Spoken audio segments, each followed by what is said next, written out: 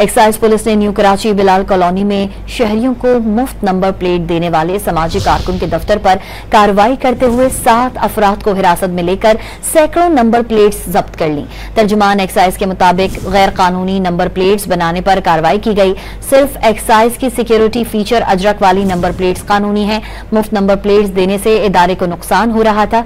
समाजी कारकुन को तंबीह करके काम से रोककर छोड़ दिया गया। डीआईजी ट्रैफिक के अहकामात पर पकड़ी गई मोटरसाइकिलें छोड़ने पर सवालात उठ गए। मुहिम के दौरान 11,000 मोटरसाइकिलें पकड़ी गई थीं। पकड़ी गई मोटरसाइकिलों को गैर कानूनी करार दी गई। नंबर प्लेट्स लगाने पर छोड़ा गया। एक्साइज ने डीआईजी ट्रैफिक के इकदाम को गैर कानूनी करार दिया था।